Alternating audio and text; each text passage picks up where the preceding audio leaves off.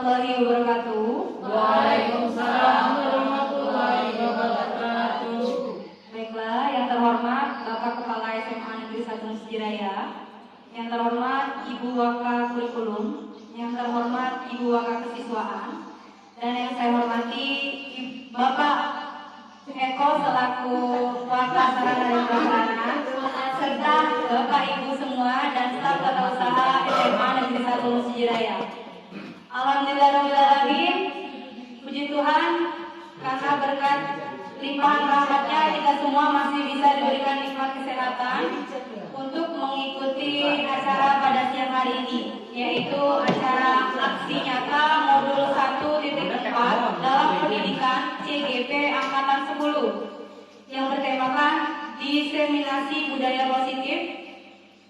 Baiklah Bapak Ibu sekalian, adapun susunan acara kita pada siang hari ini, yang pertama pembukaan, yang kedua menyanyikan lagu Indonesia Raya, yang ketiga sambutan, yang keempat acara inti, yang kelima tanya jawab, dan yang terakhir acara penutup.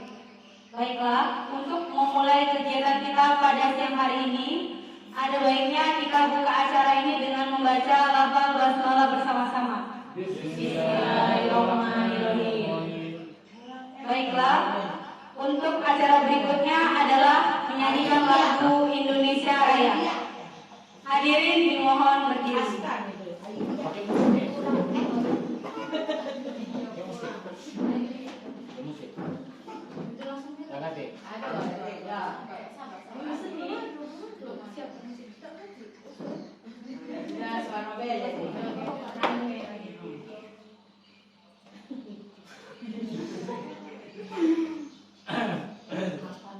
Baiklah, kita menyanyikan lagu wajib nasional Indonesia Raya. Dimulai dari ketukan keempat. 1, 2, 3, 4. Indonesia tanah airku, tanah tumpah darahku. Di sanalah aku berdiri, jadi pandu ibuku.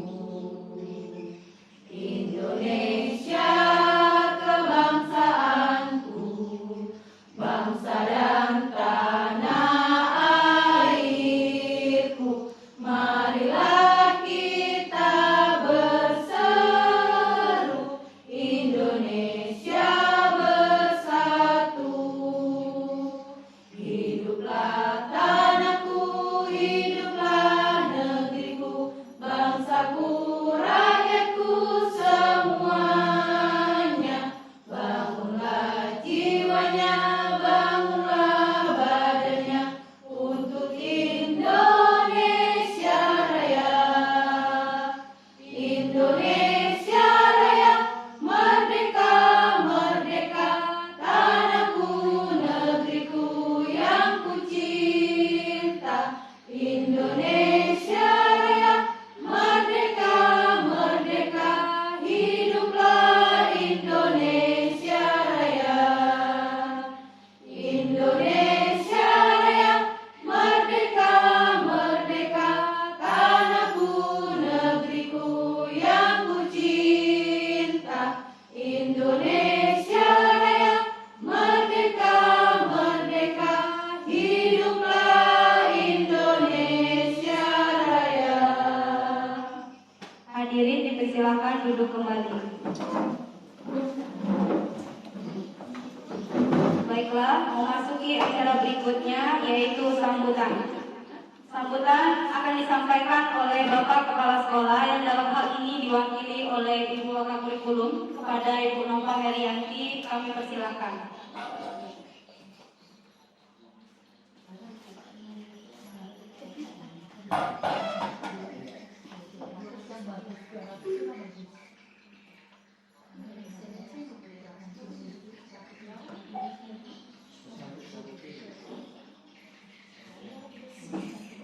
Assalamualaikum warahmatullahi wabarakatuh.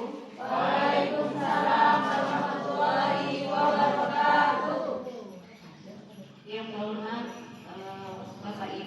Wakil Kepala Sekolah, Bapak Ibu Guru, dan terutama yang berbahagia yang kami banggakan, Bu Risa Dwi Ayulia selaku calon guru penggerak angkatan ke-10. Bapak Ibu, di sini saya berbicara mewakili Bapak Kepala Sekolah berkaitan dengan adanya kegiatan diseminasi budaya positif di SMA 1 Mesjiraya. Pertama kami ucapkan selamat dulu Bu Ayu, sudah melangkah sudah 35% lebih ya perjuangannya dalam mengikuti pendidikan guru penggerak. Bapak Ibu, di sini nanti apa yang disampaikan oleh Ibu Ayu berkaitan dengan budaya positif ini sangat-sangat bagus materinya, karena ini adalah bagaimana mengupayakan agar atmosfer pendidikan di SMA 1 Mesjiraya ini adalah atmosfer yang menyenangkan, yang membahagiakan, yang berpihak pada murid. Bu Ayu jangan segan-segan untuk terus melakukan berbagi praktik baik dan juga berbagi ilmunya kepada teman-teman. Dan di sini sebagai wujud dukungan dari kami pihak sekolah dan juga kami dari Dewan Guru adalah sebagai wujud dukungan kepada Bu Ayu dalam mengikuti program pendidikan guru penggerak ini. Terus berjuang untuk Bu Ayu, semoga sampai di akhir hingga nantinya menjadi guru penggerak, dan untuk teman-teman dan juga Bapak Ibu yang lain, semoga apapun yang disampaikan oleh Bu Ayu ini nantinya menjadi suatu pembelajaran positif untuk kita semua yang bisa kita aplikasikan dengan tujuan mencapai pembelajaran yang merdeka, yang bukan hanya asiswa yang bahagia tetapi juga kita selaku guru berbahagia. Baik, itu saja yang bisa saya sampaikan. Saya akhiri, wassalamualaikum warahmatullahi wabarakatuh. Waalaikumsalam warahmatullahi wabarakatuh. Baiklah, terima kasih kepada Bu Nova yang telah menyampaikan sedikit sambutannya.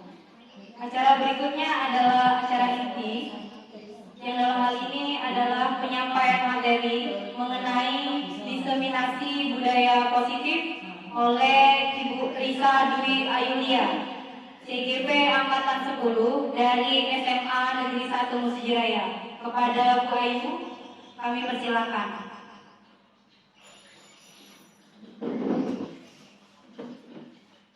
Assalamualaikum warahmatullahi wabarakatuh. Waalaikumsalam warahmatullahi wabarakatuh. Saya hormati Kepala Sekolah SMA Negeri 1 Mesjiraya, dan saya hormati Wakapolres Bu Nova, saya hormati Bu Atika Wakasiswaan, dan saya hormati Pak Eko serta guru-guru serta TU yang saya hormati. Baiklah, dalam kesempatan kali ini saya ucapkan sangat terima kasih menyempatkan waktunya, karena ini nanti waktu kita tidak singkat seperti itu, 60 menit. Nah, jadi saya harapkan untuk kerjasamanya kita berkolaborasi di sini, nanti kita bisa tanya jawab seperti itu. Jadi saya ada timbal baliknya. Baiklah, yang pertama, marilah kita panjatkan rasa puji syukur kita kehadirat Allah Subhanahu wa Ta'ala, karena berkat rahmatnya kita dapat melaksanakan acara ini tanpa ada halangan suatu apapun. Dan selanjutnya tak lupa selawat salam mari kita panjatkan kepada Nabi kita, Nabi Muhammad SAW. Baiklah, dalam kesempatan kali ini yang ingin saya sampaikan adalah saya akan menyampaikan tentang aksi nyata saya di modul 1.4 tentang budaya positif, di mana di sini saya akan menyampaikan apa itu budaya positif. Nah, itu ya Bu ya Pak ya. Di sini kita berbagi, bukan saya menggurui, tapi kita berbagi. Nah, ini nama saya, masih ingat kan ya? Ya. Nah, ini nama saya Risa Dwi Ayulia, saya sapa Bu Ayu kan ya. Walaupun orangnya nggak ayu-ayu banget gitu ya. Ayu. Ya, karena wanita. Ya, saya CGP Angkatan 10 dari SMA kita Kabupaten Oki, Provinsi Sumatera Selatan. Nah, di sini apa saja yang ingin saya sampaikan atau saya bagi? Nah, bisa kita lihat di sini. gitu ya. Nah, sebelum kita memulai sesuatu, marilah kita ucapkan salam dan bahagia supaya semuanya terasa ringan. Nah, jadi kita bahagia, apapun kondisinya bahagia. Ya Pak Eko ya, senyumkan dikit dulu dong. Iya dong. Iya, kita lihat kan kita bapak atau guru yang hebat. Yang hebat itu kita yang menentukan di mana kita hebatnya. Nah, mari belajar bersama dan kolaborasi saling mendukung untuk mewujudkan budaya positif di sekolah tercinta kita, yaitu SMA Negeri 1 Surabaya ya. Iya, itu dia. Jasper dulu apa Bu? Apa? Ya, ayo. Kita jasper dulu. Masalahnya.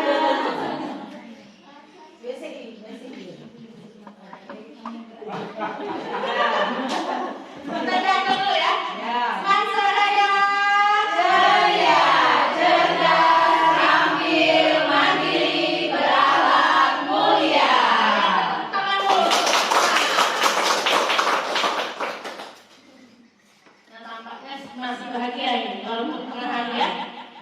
Nah, saya ingin menyampaikan pertanyaan pemantiknya dulu supaya ada pancingannya. Kalau mancing itu kita bawa umpan kan Pak ya? Tahu ya? Nah, ini kita lihat dulu. Apakah Bapak Ibu setuju bila pemberian hukuman dapat mendisiplinkan siswa? Setuju atau tidak? Setuju semua?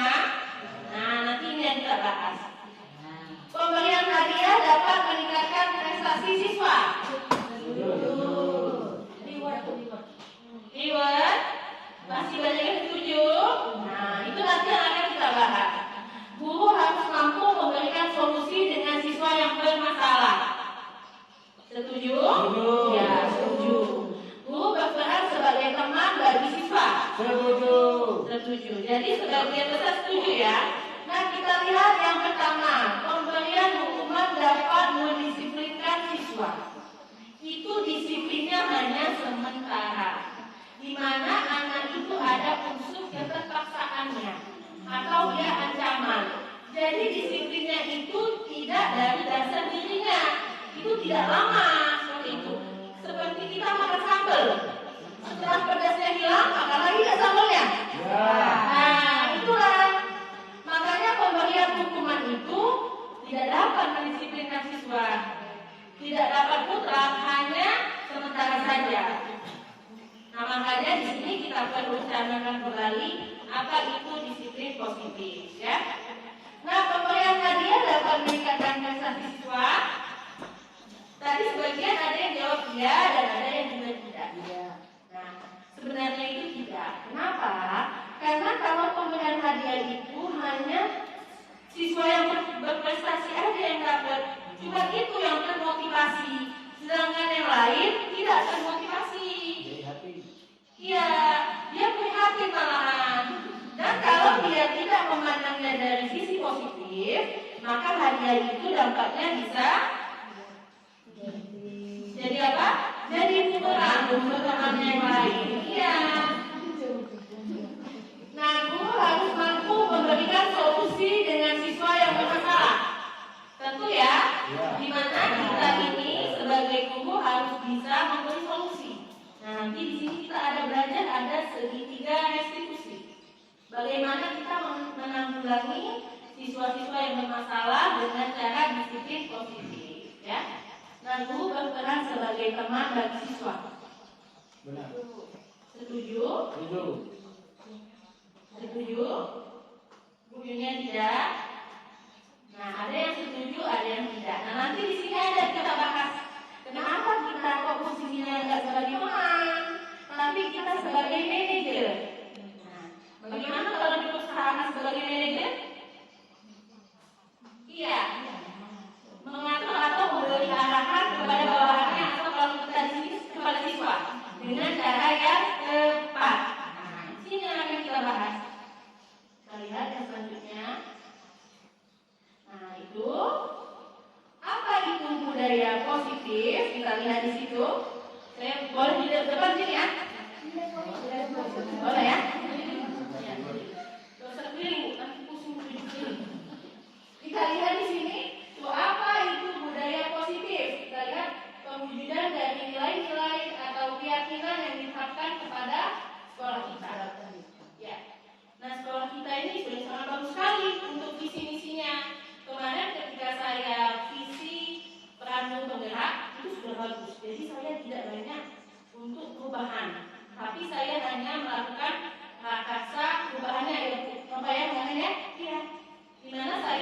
menampilkan kreativitas anaknya saja.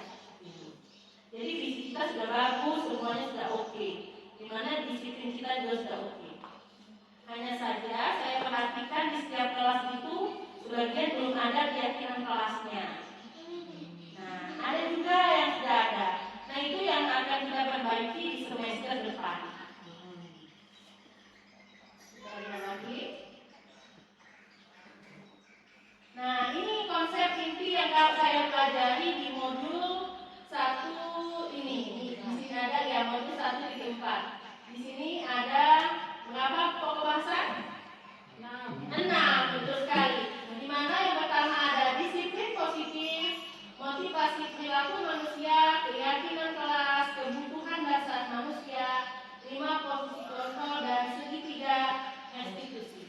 Nah, ini yang kita pelajari nanti supaya bisa kita terapkan di sekolah kita.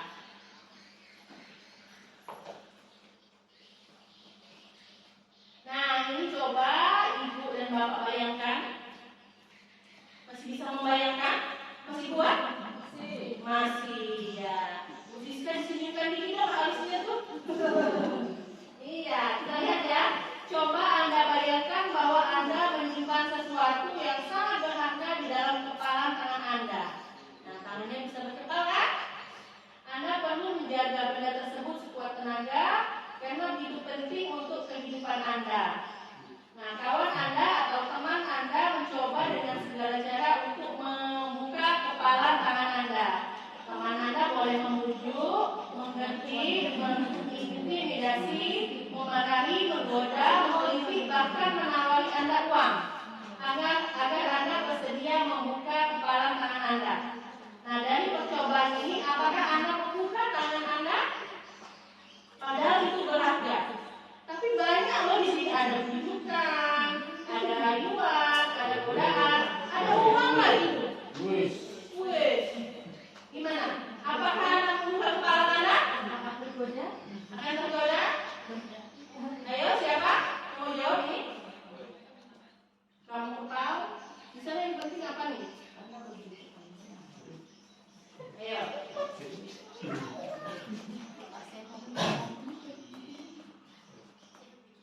Bagaimana? Apakah tangannya mau dibuka atau tidak? Tidak. Ya, tidak. Kenapa tidak dibuka?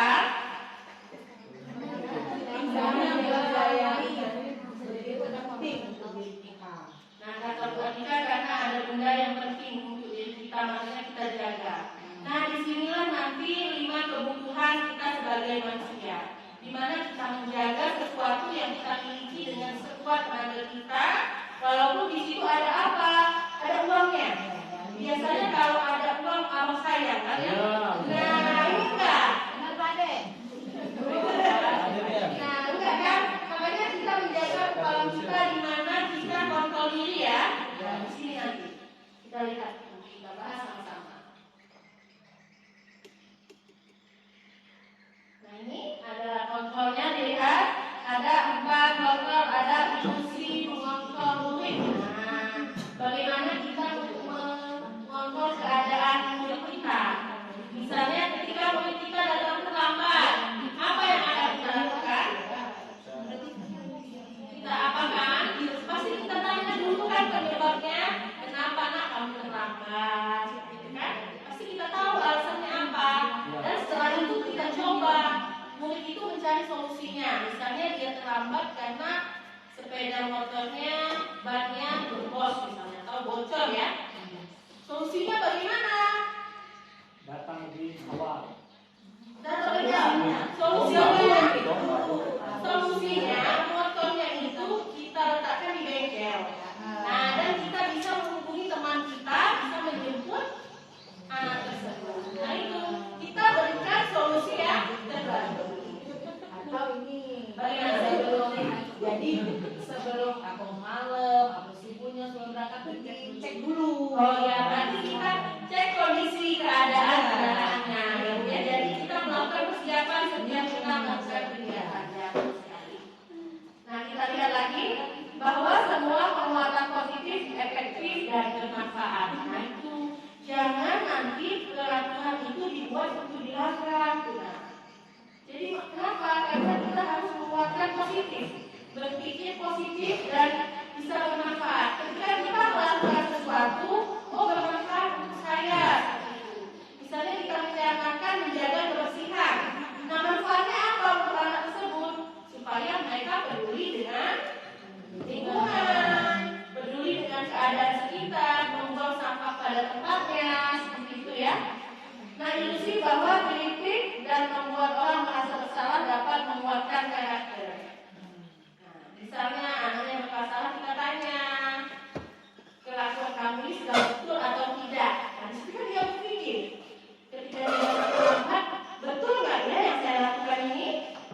Dia berpikir tuh, jadi dia menguatkan karakter dirinya. Ya, bahwa orang dewasa memiliki hak untuk memaksa. Betulkah itu ilusi? Tidak ya. Dimana setiap orang ini hidup merdeka, harus berkembang sesuai bakat dan minatnya ya. Itu teori kontrol menurut Dr. William Glasser. Ya. Kita lihat yang selanjutnya. Nah ini bagaimana seseorang bisa berubah dari paradigma stimulus respon kepada pendekatan teori kontrol. Lihat ya, di sini stimulusnya realitas atau kebutuhan kita sama. Nah, padahal dalam teori kontrol kebutuhan kita berbeda. Misalnya seperti kita, sekarang kebutuhan kita punya anak dua tuh, satu kelas 1 SD, yang satunya kelas 1 SMA misalnya. Nah, sepertinya responnya kebutuhannya seperti sama kan? Padahal untuk teori kontrolnya realitanya berbeda. Dimana kan setiap anak itu kebutuhannya berbeda. Nah itu ya. Nah ini kita lihat lagi yang kedua. Semua orang melihat hal yang sama, tapi di dalam teori kontrolnya setiap orang memiliki gambaran yang berbeda. Betul? Betul. Dimana di sini kepala sama hitam, pikiran tidak ada yang tahu. Nah di sini, ya, kita mencoba. Oh, aku sama hitam tuh ya. Betul. Kita pakai hitam semua ya. Kamu sama hitam betul. Kamu sama hitam pikiran. Nah, tidak ada yang tahu. Nah, itu pepatah ya. Oh, kalau badan, kalau badan sudah masa yang sudah habis ya kayaknya betul. Awalnya memang hitam rambut. Itu sudah ada apa namanya pengaruh-pengaruh baru. Unsur P dan unsur apa? U, D, duit, oh D juga. Oh sekarang ada unsur D juga. Oh banyak bu. Tidak apa-apa Pak, makin banyak makin hebat kita. Ya. Ya. Emang satu. Kita lihat stimulus responnya, kita mencoba mengubah orang agar berpandangan sama dengan kita. Nah, teori kontrolnya kita berusaha memahami pandangan orang lain tentang dunia. Nah, kita tidak bisa membatasi pandangan orang itu tidak bisa, atau mengubah supaya sama dengan kita itu tidak bisa. Pasti berbeda. Makanya kita yang berusaha memahami. Sudah saatnya kita berusaha memahami, bukan dipahami. Itulah, ya. Perilaku buruk dilihat dari segi sesuatu kesalahan, tapi teori kontrolnya semua perilaku memiliki tujuan. Makanya kita itu tidak perlu mengingat sesuatu yang buruk. Tapi kenapa? Ya kita tuh, ya kita sebagai manusia wajar lah ya, manusiawi seperti itu ya, mengingat sesuatu yang buruk ya. Tapi kita ambil hikmahnya. Apa sih segala sesuatu yang terjadi itu atas kehendaknya saja, tidak ada yang berkesan. Semuanya itu ada tujuannya. Dan itu kita ambil hikmahnya. Kalau dari sesuatu yang buruk pasti ada pelajaran. Saya tidak boleh seperti itu. Jadi kita lakukan yang lebih baik. Nah, orang lain bisa mengontrol saya. Ternyata di teori kontrolnya apa? Hanya Anda yang bisa mengontrol diri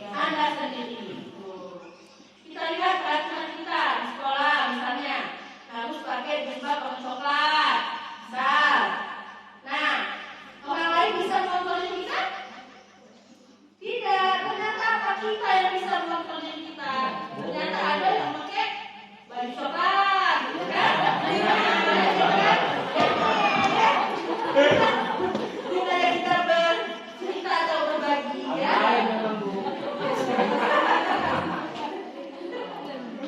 Ya kan ya? Gak apa-apa, perbedaan itu kadang seni dalam kehidupan, ya? Permasalahan pada sesuatu saat dibutuhkan gagal, teori kontrolnya, kolaborasi dan konsensus menciptakan pilihan baru. Makanya kita lagi berkolaborasi, jadi kita tahu bagaimana cara kita melakukan suatu tindakan atau keputusan. Nah, model berpikir menang atau kalah ternyata dari kontrolnya berpikirnya menang-menang. Kenapa? Karena tujuan kita menang. Walaupun menang itu menang kan ada tanpa perjuangan dan dalam perjuangan. Jadi tidak ada lagi kalah, menang. Walaupun menangnya sekian, menang. Itu, iya. Itu bagaimana kita mengontrol diri kita. Supaya kenapa kita tahu supaya kita tetap termotivasi. Oke? Nah, kita dapat semangat dulu. Kayak sudah mulai semangat dulu. Kita dapat semangat dulu. Terus semangat.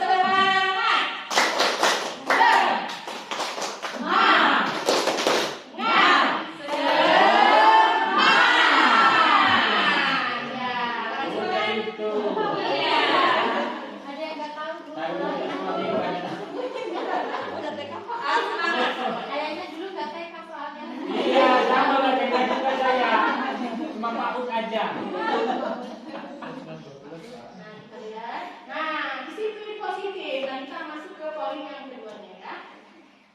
Disiplin positif merupakan salah satu penerapan disiplin yang bertujuan untuk menumbuhkan kesadaran serta memberdayakan anak untuk melakukan suatu disiplin itu muncul dari dirinya sendiri. Nah, itu disiplin positif. Dimana kalau dahulu kala itu banyak disiplin negatif, dimana banyaknya suatu paksaan. Jadi anak itu terpaksa mengikuti peraturan, bukan dia keluar dari dirinya sendiri seperti itu. Ketika dia misalnya datang terlambat, nanti yang ketemu ibu itu dihukum aku. Nah, itu sudah disiplin negatif, di mana di situ ada yang minta kuncinya dan ada paksaannya. Iya. Di mana ketika kita mau kita ubah menjadi disiplin positif, anak itu nggak mau datang terlambat. Kenapa? Nanti guru aku datang duluan. Nah, itu yang sulit bagi kita itu. Saya itu sulit gitu. Ya itu. Ada sarung memang. Jangan dipikir jalan baik, ada sarungnya ya. Uang yang bempang. Lihat. Nah, nilai-nilai kebajikan universal. Nah, ini nilai-nilai kebajikan di dalam profil pelajar Pancasila. Nah, ini sudah kita tuangkan di visi sekolah kita, ya kan? Di mana visi kita ceria, cerdas, mandiri, terampil, berakhlak, mulia. Nah, di sini dilihat yang pertama itu bertakwa kepada Tuhan yang Maha Esa dan berakhlak mulia. Seperti di sekolah kita, sebelum kita masuk memulai pelajaran, kita melakukan kita harus bersama, ya. Nah, itu sudah mencerminkan beriman dan bertakwa kepada Tuhan yang Maha Esa. Berakhlak mulia itu bagaimana kalau di sekolah kita? Sopan santun. Iya, anaknya sopan santun, kalau bertemu kebersamaan, dia betul menyapa. Nah, ini ya. Mandiri, kita lihat mandiri. Anak bertanggung jawab dengan tugasnya dan mampu mengerjakan apa? Misalnya piket, ya, mandiri dia lakukan dengan senang hati.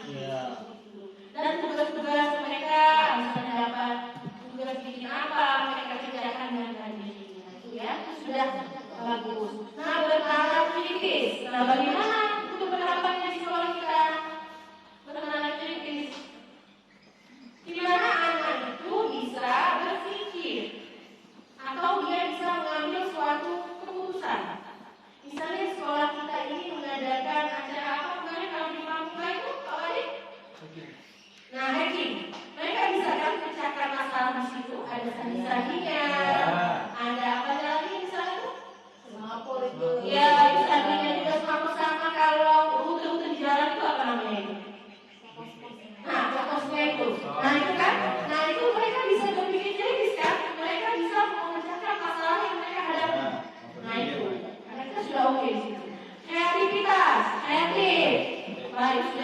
bagus ya. Ya, dimana anak-anak kita terkadang yang kita sebagai ibu tidak terpikir, mereka sudah ada di imajinasi mereka. Bergotong royong, nah ya sering kita jaga kebersihan, kita gotong royong ya. Nah kalau berkebinekaan global, sudah tentu ya. Dimana di sekolah kita ini ada berapa agama? 3. Dimana? 4. Nah, oh ya, ya. Ada Islam, Kristen Katolik, Kristen Protestan, dan Hindu. Ya, dimana kita berdampingan, dimana ketika kegiatan kita di hari Jumat, yang Islam mendengarkan tausiah, yang Nasrani atau agama Kristennya ada apa itu namanya? Kehandatannya, yang kehandatannya ada kan, dan juga agama Hindu juga ada kan? Ya, itu sudah oke semua.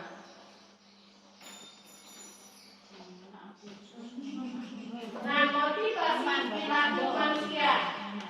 Nah, kita lihat ada motivasinya di sini untuk menghindari ketidaknyamanan dan atau hukuman. Nah, ini yang bagaimana untuk menghindari? Yang saya jumpai barusan itu ada anak membawa nomor ujian, itu ternyata nomor ujiannya UTS. Akalnya gimana? Dicoret-coretnya. Nah, itu untuk menghindari ketidaknyamanan atau hukuman. Nah, itu kan motivasi perilaku manusia. Banyak anak-anaknya. Iya, sama. Namanya sama. Cuma dicoretnya UTS, cuma apa warnanya agak kuningan 2 tadi ya. Saya ketika ditanya cuma dimunculkan sedikit ini bukan waktu. Nah itu tapi boleh coba hijau dulu. Kata boleh dilihat boleh ditanya kan boleh ditanya saya kan. Bu ini cuma wujud perilaku dia supaya dia tidak berhukuman. Itulah wujud kenyataan. Nah betul. Untuk mendapatkan iya itu adalah motivasi perilaku manusia. Yang selanjutnya untuk mendapatkan imbalan atau penghargaan dari orang lain. Iya, dimana kalau dipuji dia melayan, kalau dia tidak dipuji dia melempem seperti peyek. Nah itu ya.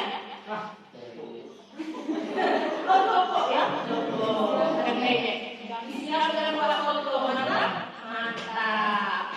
Kita lihat ya, untuk menjadi orang yang mereka rindukan dan menghargai diri sendiri dengan nilai yang mereka percaya. Nah itu lihat bagaimana mereka itu menghargai dirinya sendiri ya. Kita lihat selanjutnya. Nah ini hukuman, konsekuensi dan restitusi. Nah di sini banyak sekali ya. Kita lihat.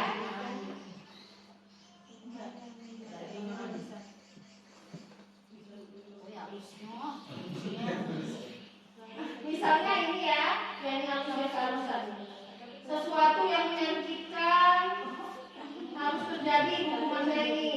Konsekuensinya apa di sini? Sesuatu harus terjadi, restitusinya. Restitusinya merupakan pilihan.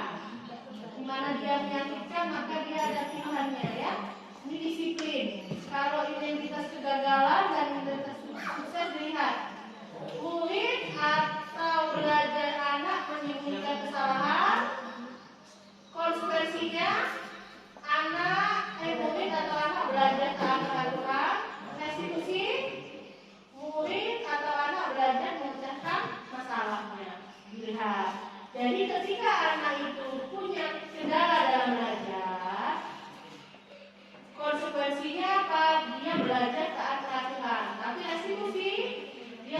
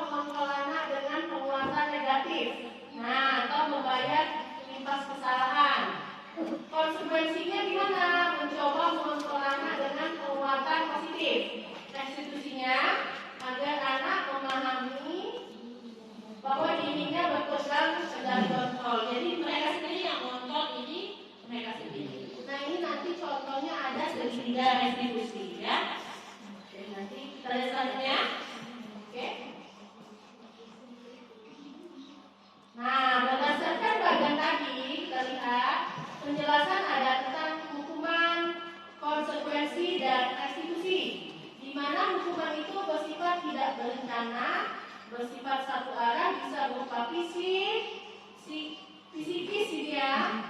Ini kebalik ya. Jadi P-nya kalau berpepet nih.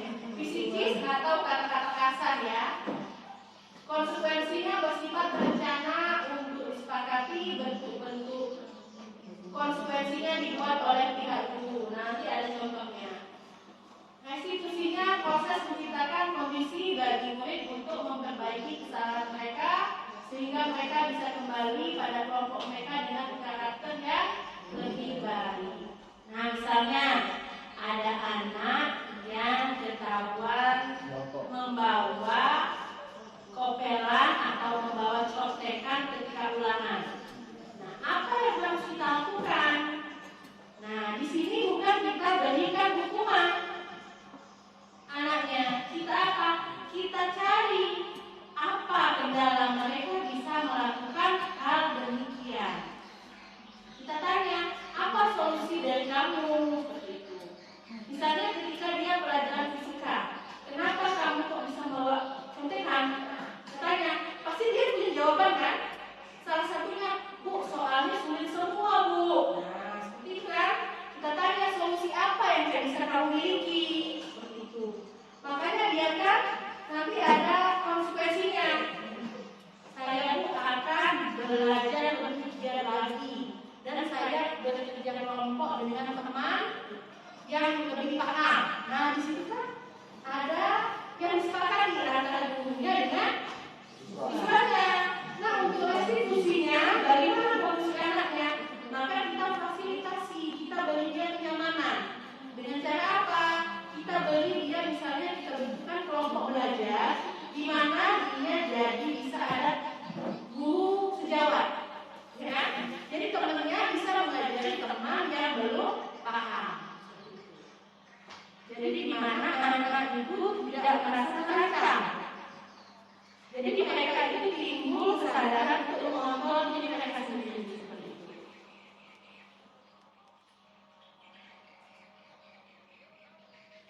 Nah, kita lihat di sini konsekuensi hukuman. Nah, lihat di sini mencatat 100 kali di dalam buku kalimat saya tidak akan terlambat lagi karena terlambat sekolah. Ini misalnya ya. Lari mengelilingi lapangan basket 2 kali, membersihkan coretan yang dibuat di meja tulis. Ini meminta murid untuk push up 15 kali karena tidak menggunakan masker di sekolah ketika kita dulu pandemi. Nah, ini berganti di atas tugas teman lain yang telah dicoret-coret. Kita lihat berdemo di lapangan basket. Ini murid diminta bertanya kaki sepanjang kaki karena tidak menggunakan sepatu warna hitam sesuai dengan peraturan sekolah. Berdiri di depan kelas sambil mengangkat kaki satu karena tidak bisa menjawab pertanyaan. Nah, ini konsekuensi atau hukuman? Iya, hukuman ya. Kenapa? Karena ini adalah bersifat sementara, ya, dan ada unsur paksaannya, ya. Ini contohnya. Jadi kita sudah mulai paham apa itu konsekuensi dan apa itu hukuman. Oke? Oke. Masih tetap semangat? Semangat. Masih. Belum sampai 60 menit ini? Ya. Belum kan? Oh. Belum. Boleh sambil minum, sambil makan kue itu boleh.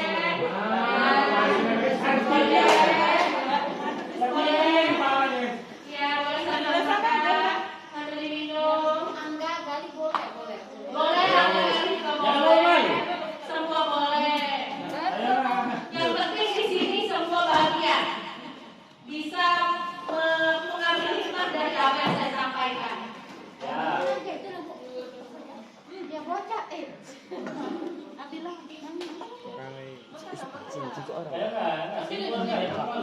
Ya. Ini ya, kita lihat lagi sambil nikmati ya. Oke ya. Nah, didukung oleh penghargaan. Nah, di sini kita lihat pengaruh jangka pendek dan jangka panjangnya. Lihat, kalau misalnya dia didukung dengan penghargaan, ada pengaruh jangka pendek dan jangka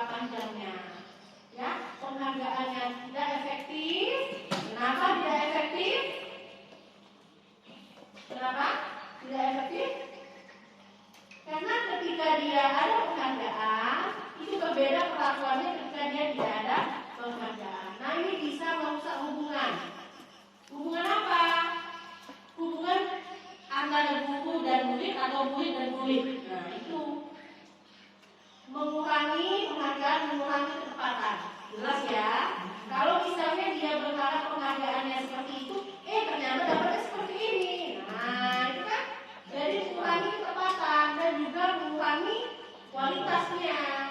Nah, ini mematikan gaya kreativitas. Itu sudah jelas ya. Penghargaan menghukum. Nah, di sini juga ada motivasi dalam diri. Nah, di mana motivasi intrinsik.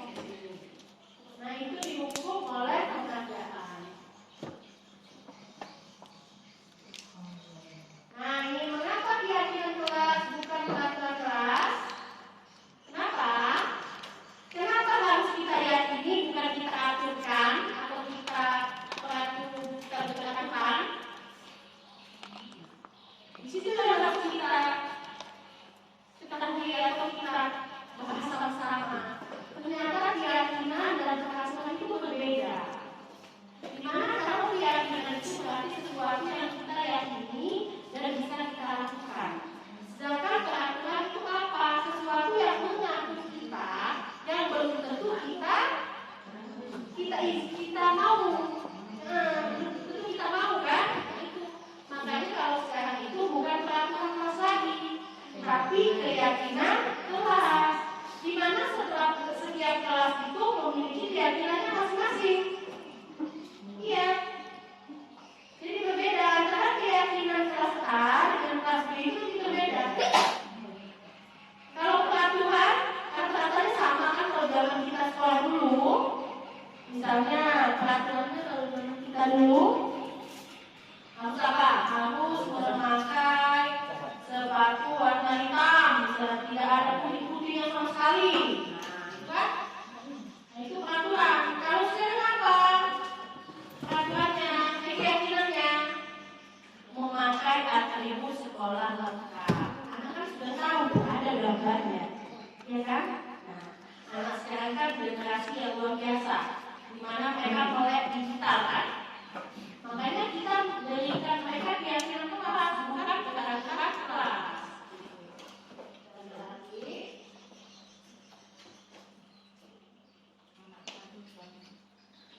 Nah ini kita lihat mengapa kita memiliki peraturan tentang penggunaan helm pada saat mengendarai sepeda motor atau kendaraan roda 2. Mengapa?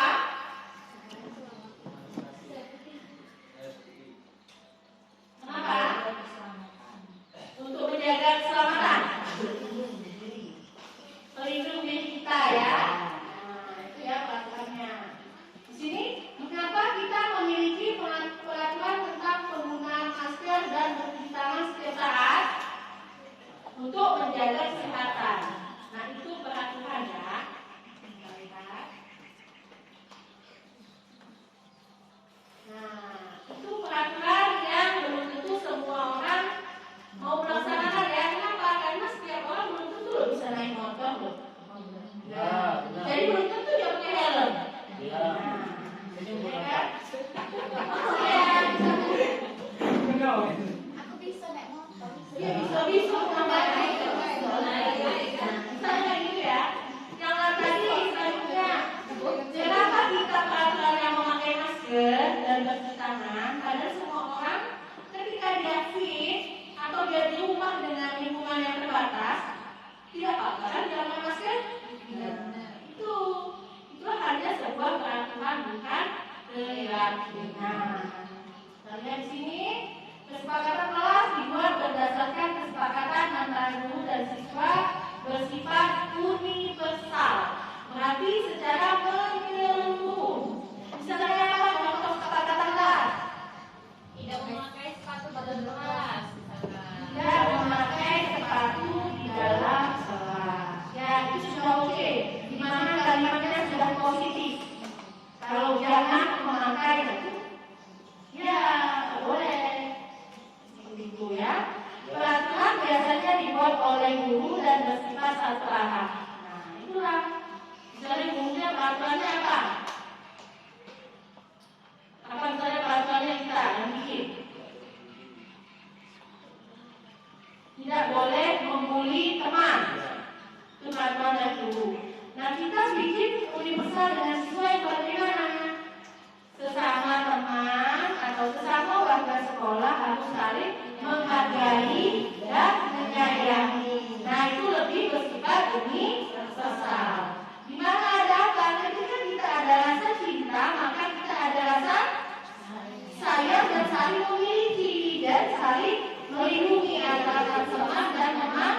lainnya. Seperti itu ya.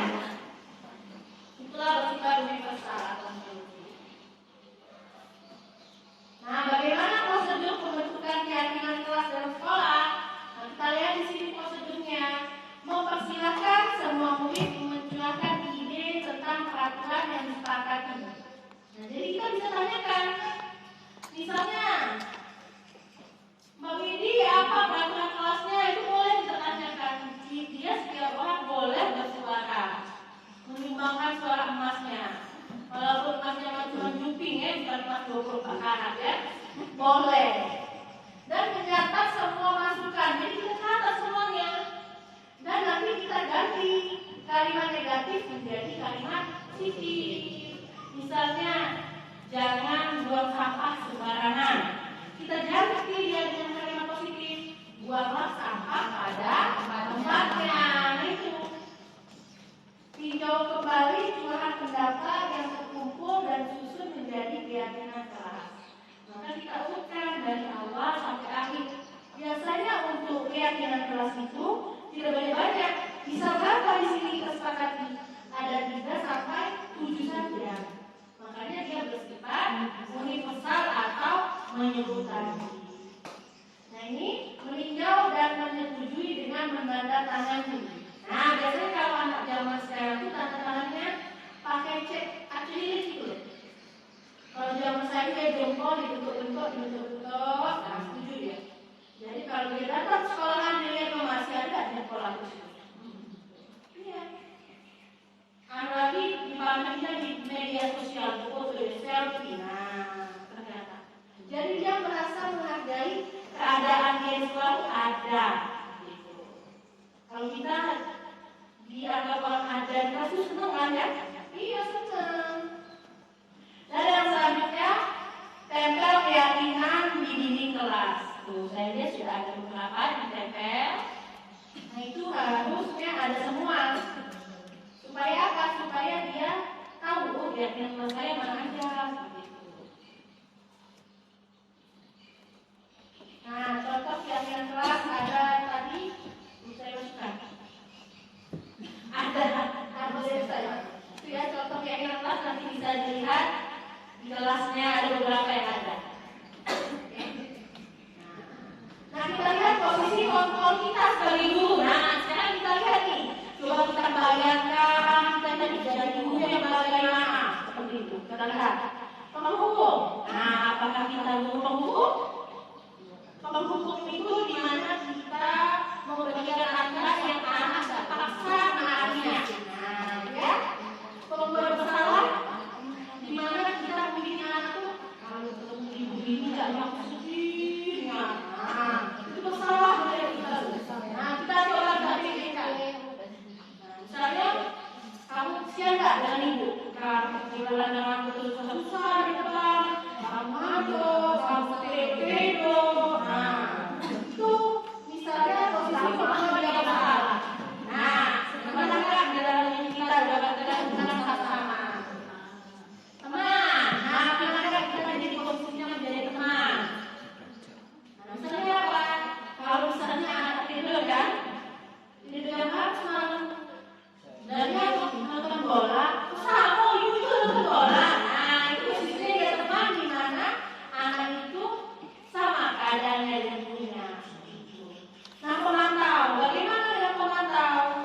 Dianya, gurunya sebagai pemantau.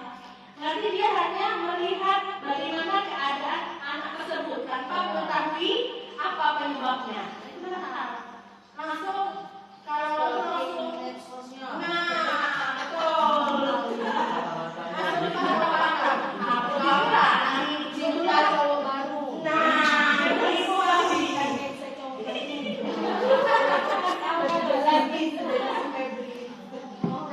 yang terakhir itu.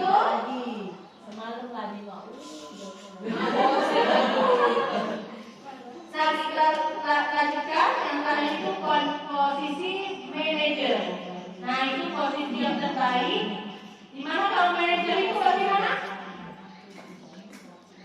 Bisa mengambil apa semua tindakan sesuai dengan keyakinan bersama. Nah itu posisi manajer. Nanti ada. Kita lihat ada contoh videonya. Nah ini kita lihat. Nah ini posisi penghukum. Nah coba pernah nggak posisi di sini? Sering peraya. Oh iya, di sini mau hidup ya. Jawaban biasanya.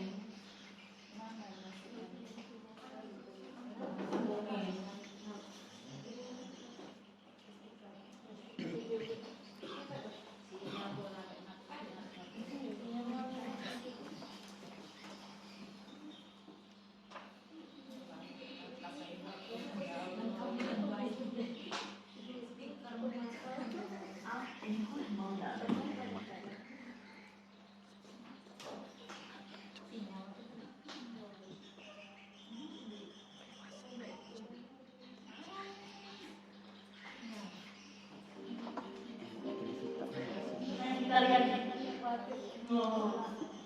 sinyalnya ya. Sambil makan, sambil minum. Ya, ya.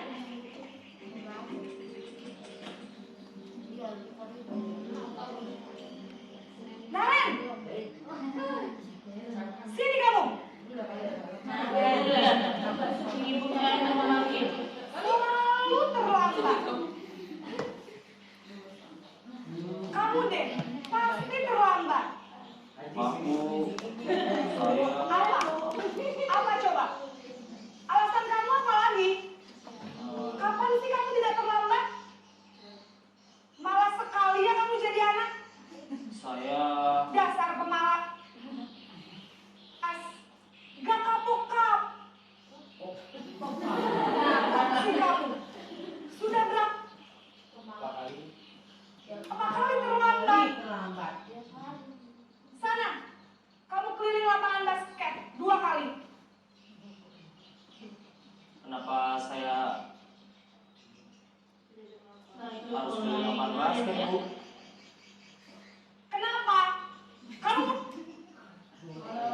melawan ibu. Beraninya jawab.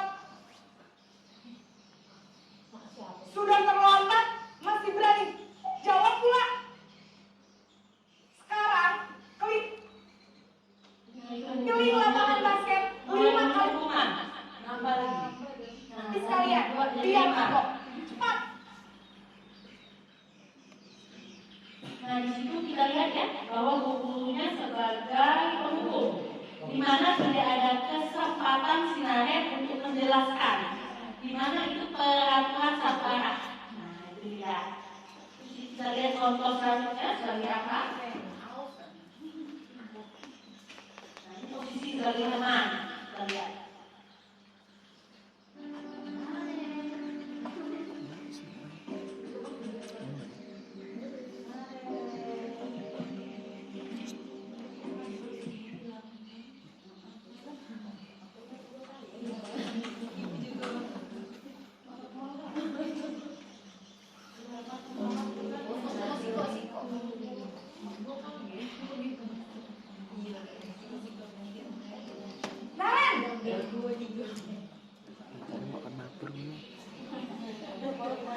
Naren, Naik.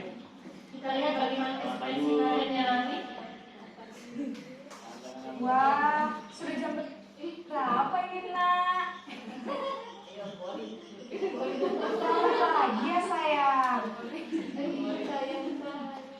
Iya Bu, tapi ibu saya lupa bangunkan sak. Ya Bu, Kamu malah menyalahkan ibu kamu. Kamu Itu posisinya ibunya, gurunya sebagai teman ya. bukannya anak yang larinya paling kencang. Kok terlambat? Sih, iya Bu.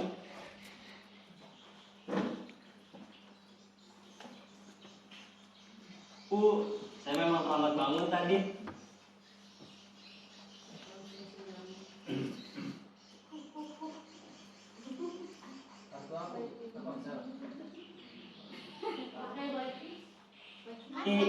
Jadi biar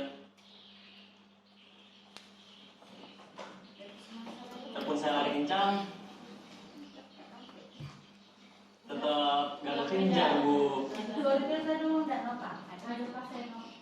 sudah, anak kau baru ke bawah. Ada apa hubungannya? Ya sudah sana. Nanti lain kali lah. Ya lebih kenceng lagi ya. Biar Nggak terlambat lagi itu. Gimana posisi? nggak terlambat lagi. Bikin seneng ibu demi ibu.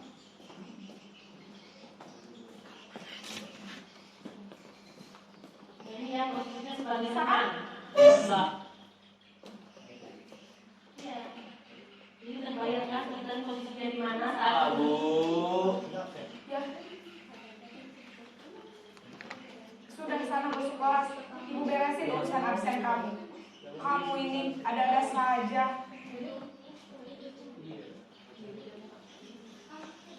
itu ya, jadi teman. Di mana keduanya seperti teman, ya.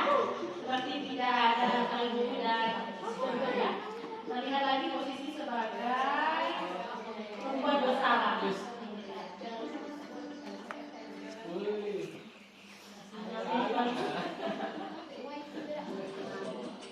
Tapi ada masih yang dari sana. Berarti dari sana.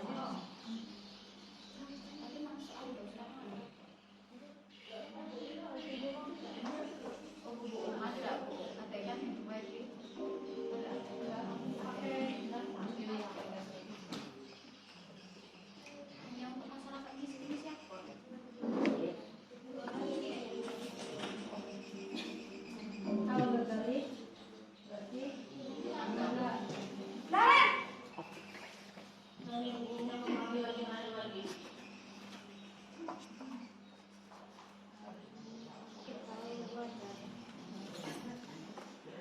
Selamat pagi, Bu.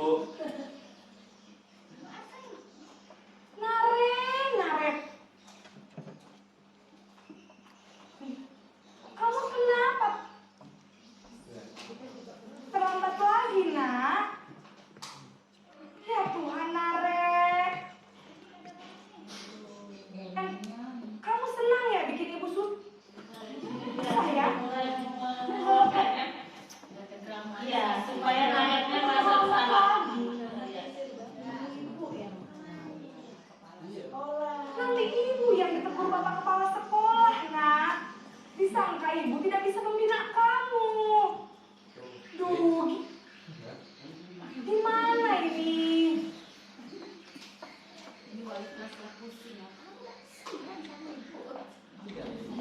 Maaf, Bu. Duh, Gusti Naren. Kamu suka ya kalau ibu ditegur pak kepala sekolah? Terus, sekarang ibu harus tulis apa ini di buku absen? Ini kamu sudah sering terlambat loh. Ibu harus apa coba? Maaf, Bu. Maaf sekali. Ya sudah, lain kali senang dia, oh nah kayak kamu tahu itu. jangan bikin ibu susah lagi ya, nak ya. Ini ya. Ibu tidak akan kuat lagi kalau kau begini terus. Bisa jantungan kalau ibu ditegur bapak kepala sekolah. Karena cepat ke kelas. Maaf ya, Bu. Maaf sekali. Di sini kan kita lihat posisi gurunya membuat masalah, di mana dia minta maaf. Kenapa? Karena gurunya tadi, karena keadaannya dan tadi ibunya bisa dipanggil kepala sekolah dan bahkan dari jantungan. Nah, dari hipertensi orangnya ya. Nah, jantungan. Nah, bagaimana posisi yang terakhir kita lihat? Oh, ada dua lagi pemantau, masuk pemantau dan ada satu lagi.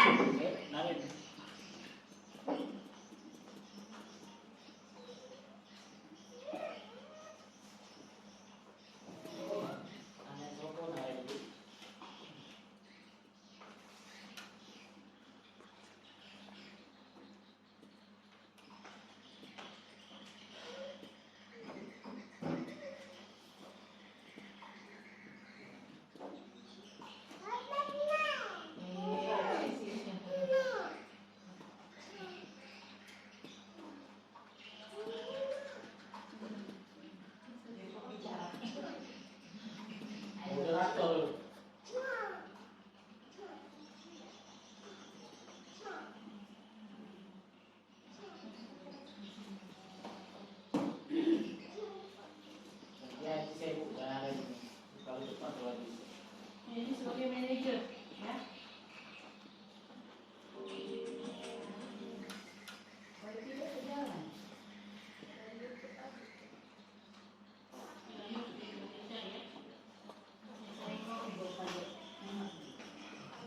Tadi bang, aku swipe Pakai hotspot ini ya, boleh sih.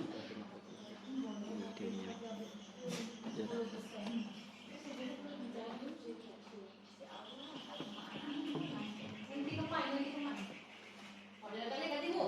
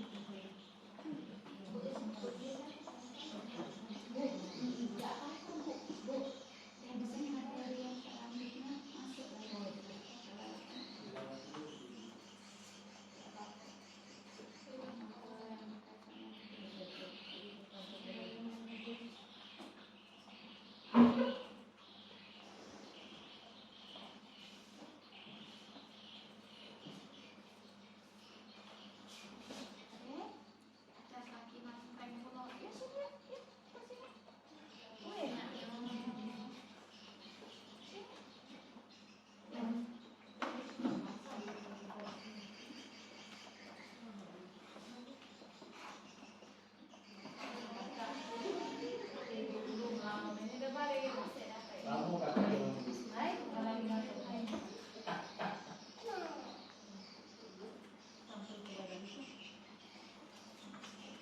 lagu cangkir habis SP.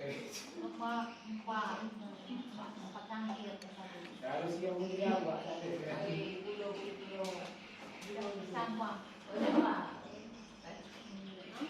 hangat, kamu beli. Hidup kita berada di sini. Susah. Yang bawah itu nggak bisa. Mobil tinggal itu bawahnya. Lebih buat ini. Ya. Kalian di sini ya. Ya. Bagaimana tadi kita sudah lihat video, ya. Kita lihat sudah ada berapa video tentang Naret bersama ibunya. Dan kita lihat di sini ada posisi penghukum, di mana di situ penghukumnya tadi marah-marah menunjuk, misalnya meminta tiga membentak ya. Nah dampaknya apa kepadanya? Lihat dia menjadi pendendam, tidak menyukai guru, dan bahkan dengan mata pelajaran yang diampunya. Ini dampak jika posisi guru menjadi penghukum. Oh, hati itu ya. Iya, di mana misalnya udah sehingga udah pelajaran mereka yang hukumnya galak, nah ini posisinya ya. Contoh aja loh, contoh. Bisa ya. Kita lihat di sini pembuat bersalah. Suaranya lembut, namun kata-katanya menyalahkan murid. Di mana gurunya akan menanyakan hal-hal yang merasa kesalahan pada murid dengan membuat gurunya menderita. Ya, dampaknya apa? Membuat murid merasa bersalah tapi tidak percaya diri. Nah, itu ya. Ya, kenapa? Karena dia menyesal. Ada segitiga institusi. Nah, di sini ada menstabilkan identitas, validasi tindakan yang salah, menanyakan keyakinan. Nah, di sini setiap orang pasti pernah melakukan kesalahan dan kamu bukan satu-satunya yang pernah melakukan kesalahan ini menstabilkan identitas. Nah, sedangkan validasi tindakan yang salah, berarti kita bertanya, kamu punya alasan melakukan itu? Adakah cara lain yang efektif untuk mendapatkan apa yang kamu butuhkan? Nah, itu memvalidasi tindakan yang salah. Bagaimana menanyakan keyakinan? Keyakinan pos apa yang telah disepakati? Kamu ingin menjadi orang yang seperti apa? Nah, itu ketiga tindakan segitiga restitusi ya. Ini adalah contoh-contohnya. Dan kita lihat videonya ada. Nah, ini berikut contoh video restitusi. Nah, kita lihat, semoga ada sinyal yang bagus ya. Segitiga restitusi digambarkan dalam 3 tahapan. Yang pertama adalah menstabilkan identitas, yang kedua adalah validasi tindakan yang salah, dan yang ketiga adalah menanyakan keyakinan.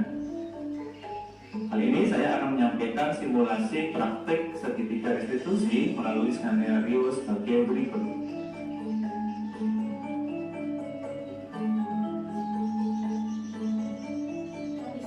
Datang terlambat dan sering ngantuk ya, dan tidak mengerjakan kelas gitu ya. Tidak mengerjakan tugas. Nah, bagaimana praktik segitiga restitusi pada masalah tersebut? Silakan simak video berikut ini. Jadi, apa kabar dari sini kan? Jadi, begini, Bapak perhatikan beberapa kali kamu datang ke lantai benar begitu, benar Pak.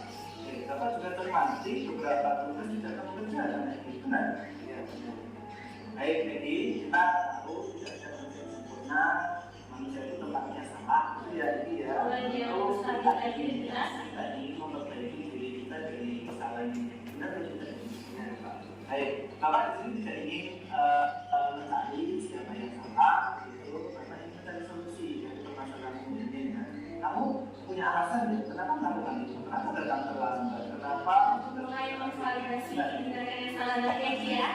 Sejak pagi saya kembali jualan dan ingin supaya menyebabkan saya sering terlambat mengerjakan. Oh, begitu. Jadi ibu jualan setiap hari dan kamu mengerti. Baik, jadi terkait ini Bapak bisa membantu nanti membantu orang tuamu sehingga tidak lagi membebani kami itu ya. Dan kira-kira apa sih yang akan melakukan untuk memberi kesalahan ini? Saya akan komunikasikan dengan kelas saya agar tugas di rumah tidak berjalan hukum dan termasuk mengatur waktu lebih baik lagi ya Mas ya. Dan itu masalah itu jadi atasi ya Pak. Terima kasih. Terima kasih. Jadi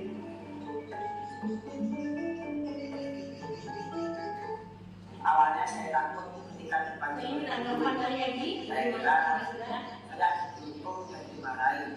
Ternyata tidak. Saya kira saya malah diajak untuk mencari solusi untuk menghadapi permasalahan saya. Saya penerapan segitiga restitusi di mana senang ketika dipanggil, bukan ketika dipanggil, aku dipanggil ibu itu takut, tidak kan senang. Dimana dia tahu solusi dan dia bagaimana dia mengatasinya ya. Kita lihat lagi. Nah itu saja mungkin yang bisa saya sampaikan. Semoga kita tetap bisa berkolaborasi, berbagi, menjadi insan yang saling bermanfaat. Mungkin itu saja yang bisa saya sampaikan. Saya ini wassalamualaikum warahmatullahi wabarakatuh. Waalaikumsalam warahmatullahi wabarakatuh. Salam bahagia. Ya, bahagia. Tepuk tangan dulu untuk kita semua. Terima kasih kepada Ibu Ayu yang telah memberikan materi terkait diseminasi budaya positif. Dan pada selanjutnya akan kita lanjutkan dengan sesi tanya jawab. Baik peminat, silakan. Ada yang boleh ditanyakan? Ada yang ingin saya tanyakan terkait dengan kondisi di lapangan yang setiap hari kita lihat. Seperti yang kita ketahui, untuk siswa yang terlambat lebih dari jam 7.15 akan mendapatkan sanksi, yaitu membersihkan lingkungan sekolah. Tentunya sanksi itu ada dengan harapan bahwa siswa itu akan menjadi jera, supaya keesokan harinya dia tidak terlambat lagi datang ke sekolah. Namun seperti yang kita lihat, banyak sekali anak-anak yang memang anak-anak itulah yang setiap harinya itu terlambat. Nah, masalah sanksi sudah kita berlakukan. Kemudian entah ini yang pemanggilan orang tua mungkin atau pendekatan secara pribadi kepada anak tersebut dengan menanyakan kenapa kok bisa terlambat setiap hari. Yang saya tahu sih orang tua sudah dipanggil ya, seperti orang tuanya Bagas. Kalau di kelasnya siapa? Yunia ya, Bu Yunia itu sudah pernah dipanggil. Nah, kira-kira kalau kita sudah menerapkan sanksi seperti itu, kemudian wali kelas sudah mendekati, kemudian orang tua itu juga sudah dipanggil, solusi apa lagi yang bisa kita kita berikan supaya anak tersebut itu tidak mengulangi lagi kesalahan yang sama berulang-ulang kali. Terima kasih. Assalamualaikum warahmatullahi wabarakatuh. Baik, langsung mau dijawab atau ada yang mau lagi? Boleh, satu pertanyaan lagi. Pertanyaan lagi? Ada yang lain? Ibu pengajar, Bu Atika. Silakan, Bu Putri. Tak semangat kita yang gorengan habis udah. Ya, izin bertanya kepada Bu Risa. Pertanyaan ini terkait dengan kondisi siswa, di mana saya merupakan salah satu wali kelas di kelas 11. Saya temukan kondisi siswa ini termasuk anak yang kurang peduli terhadap pembinaan dari guru. Termasuk diantaranya itu adalah semangat belajar, kepedulian terhadap tugas dari guru mata pelajaran, dan juga kehadiran. Berbagai hal telah saya coba, mulai dari imbauan, pembinaan, sampai dengan adanya sanksi karena sudah melampaui dari batas peraturan sekolah kita. Kiranya mohon untuk apalah solusi untuk anak yang seperti ini, Bu, agar kita juga sama-sama membantu siswa ini dan kita juga terbantu dengan adanya solusi tersebut. Terima kasih. Oke, baik. Pertanyaan, silakan dijawab. Oh ya, kita tepuk tangan dulu untuk pertanyaan yang luar biasa. Nah, tadi kan pertanyaannya mengenai masalah siswa semua ya. Bagaimana sih solusinya? Nah, disinilah kita belajar bagaimana kita segitiga SDGs. Di mana kita lakukan langkah yang pertama tadi, menstabilkan identitas. Nah, kita tanya dulu kenapa dia bisa melakukan demikian, jadi kita tahu. Dan kita selanjutnya melakukan validasi kesalahan. Nah, kita validasi dulu kesalahannya bagaimana. Kalau Bu tadi bertanya tentang kenapa anak terlambat. Nah, kita tanya kenapa penyebab itu anak bisa terlambat. Kalau Bu Putri tadi memiliki anak-anak yang istimewa, di mana ada yang terkendala karena kehadiran, ya Bu, ada terkendala apa lagi? Kurang peduli terhadap tugas. Nah, kurang peduli terhadap tugas. Nah, itu kita validasi dulu kesalahannya kenapa. Kenapa? Setiap kesalahan itu pasti ada penyebabnya. Jadi ketika kita sudah tahu penyebabnya apa, kita tanya keyakinan dari dirinya. Nah, jadi mereka tahu, mereka mempunyai masalah dan mereka tahu bagaimana cara mereka mengatasi masalah mereka sendiri. Dan setelah itu kita sebagai guru bagaimana nih? Kita memberikan opsi-opsi yang terbaik.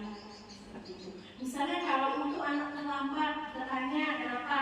Misalnya masalah kendaraan. Nah, kita cari solusinya tadi ada. Kita periksa dulu kendaraan kita sebelum kita berangkat sekolah. Jadi kita tahu. Nah, itu. Misalnya masalah kehadiran.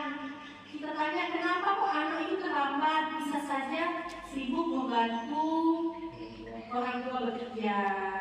Bisa juga kenapa karena kebanyakan main game sehingga begadang, tidur malam. Nah, nanti kan mereka tahu bagaimana solusinya. Berarti tidurnya harus sesuai dengan waktu tidur atau bisa lebih awal dari biasanya, supaya bangunnya bisa lebih pagi dan tidak terlambat di sekolah, dan dia tidak alpa bahkan ya tidak hadir di sekolah seperti itu. Jadi kita tanamkan keyakinan pada dirinya, di mana dia nanti muncul bagaimana mereka mengatasi masalah mereka sendiri seperti itu. Jadi tidak ada hanya satu arah, dan kita ada dari anak sendiri, ibu juga ada seperti itu. Ya ibu ya, bagaimana? Oke? Ya, oke. Mungkin itu saja. Tidak ada pertanyaan lagi atau ada? Nah, karena ada pertanyaan luar biasa, maka saya punya juga yang luar biasa ya.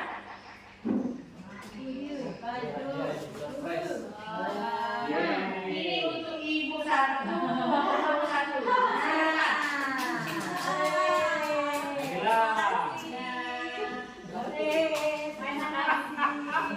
Bisa ditanya jawab, saya kembalikan ke pembawa acara. Alhamdulillah. Selesai acara kita. Terima kasih kepada Bapak Ibu yang sudah berkenan hadir untuk mendengarkan materi diskriminasi budaya positif. Jangan lupa kita mengucapkan hamdalah. Apa yang disampaikan ini bisa bermanfaat dan berguna bagi kita ke depannya. Kalau ada kesalahan, sengaja atau sengaja, mohon dimaafkan dan berdoa. Wassalamualaikum warahmatullahi wabarakatuh.